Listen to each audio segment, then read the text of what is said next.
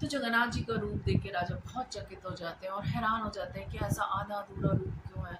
तो इसके पीछे एक बड़ी सुंदर कथा है। एक बार द्वारका में सारी जो रानियां थी वो बहुत ही ज़्यादा इंटरेस्टेड थी कि कृष्णा हमेशा वृंदावन जाने के लिए क्यों आकर्षित रहते हैं, हमेशा गोपियों की बात क्यों करते हैं। हम इतनी सेवा करते हैं भगवान की, लेकिन भगवान हमारे से उतना प्रेम नहीं करते जितना वृंदावन की गोपियों से करते हैं। ऐसा वृंदावन में क्या है जो भगवान वहाँ हमेशा जाना चाहते हैं और रोते रहते हैं रात भर। तो रोहिणी माता वगैरह थे, सब उनको घेर के खड़े हो गए सारी रानियां कि आप बताइए जरूर। लेकिन उन्होंने कहा कि अगर कृष्णा को सुन जाएगा तो कृष्णा तो भाग जाएंगे वृंदावन, फिर वो वापस नहीं आएंगे। तो ऐसा करो, किसी को दरवाजे पे खड़ा करो और जैसे ही कृष्ण आए तो हम अपने इधर उधर हो जाएंगे, हम कहानियां बंद कर देंगे। तो सुभद्रा मैया को खड़ा किया गया दरवाजे पे। उन्होंने कहा मैं खड़े हो जाती हूँ, जैसे कृष्ण बलराम आएंगे ना मैं सबको आवाज़ दे दूंगी और आप वो कहानियाँ बंद कर दीजिएगा। तो उन्होंने कहा ठीक है। तो कृष्णा की स्टोरी सुना रहे हैं, कैसे पूतना का, इतने छोटे थे कृष्णा, पूतना का वध किया है ना। पूतना इतने किलोमीटर लंबी थी और इतने छोटे से कृष्णा है ना। और उनके प्राण ले लिए शक्टासुर के रूप में, शक्टासुर के छकड़े के रूप में शक्टासुर आया था, उसको भी कृष्णा ने लात मार के ऐसे मार दिया था। तृणावत आया था और बड़े सारे राक्षस आए, बहुत ही सारे राक्षस आते थे, कृष्णा रोज मारते थे। कैसे गैया चराने जाते थे, इतने सुंदर कृष्णा, यशोदा मैया उनको तैयार कर रही है, पूरी ज्वेलरी पहना रही है, सुंदर है ना, फूलों की से सजा रही है और कृष्णा जा रहे गैया चराने और यशोदा मैया रो रही है, नंद बाबा रो रहे हैं। प्रति दिवस इतना विरह गोपियाँ फील कर रही हैं हमेशा कृष्णा के चिंतन में। और शाम को जब कृष्णा आ रहे हैं तो उनके दर्शन के लिए सब खड़े हुए हैं। तो इस तरह से कृष्णा की बहुत सारी लीलाएं है ना, अगासुर का वध है ना, कालिया का वध किस तरह से कृष्णा ने किया, इतना वो प्रेम करते, ब्रजवासी उनको कैसे प्रेम करते थे, कैसे वो माखन चुराया करते थे। और प्रति दिवस गोपियाँ यशोदा मैया के पास शिकायत लेके आती थी कृष्णा की कि इतने माखन चुराया, इसने हमें इतना परेशान किया। और यशोदा मैया किस तरह से उसको कृष्णा को डांटती थी। सारी कथा, दामोदर लीला, सारी कथाएं सुनाई जा रही थी।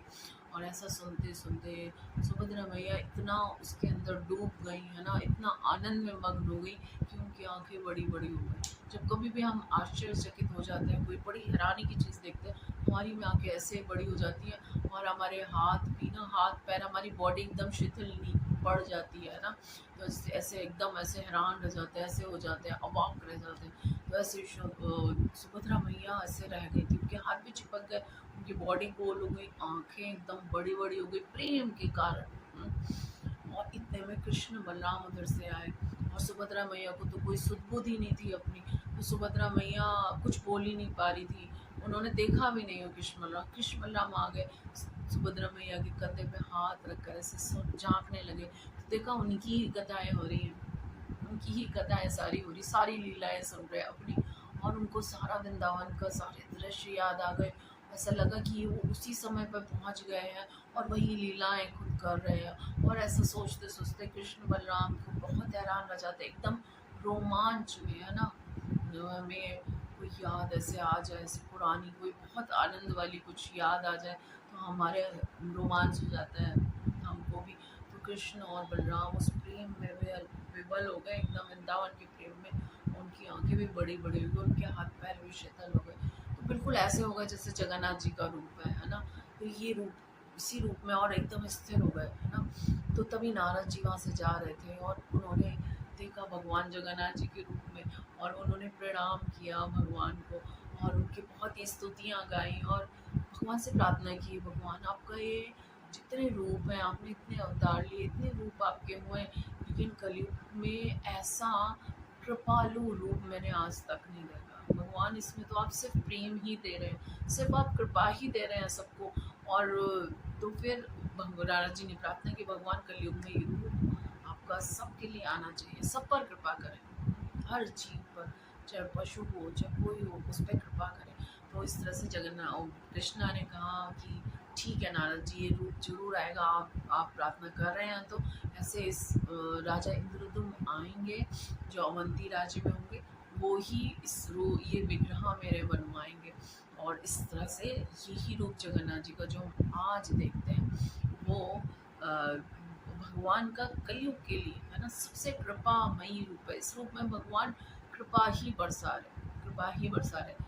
तो नारद जी की प्रार्थना के कारण भगवान इस रूप में कलयुग में भगवान कृपा बरसा रहे आज भी। तो इस तरह से इंद्रुम राजा ने भगवान के विग्रह बनवाए और फिर अब मंदिर बनेगा भगवान का। किस तरह से वो मंदिर बनता है ये कथा हम आपको अगले एपिसोड में सुनाने वाले हैं। हरे कृष्णा।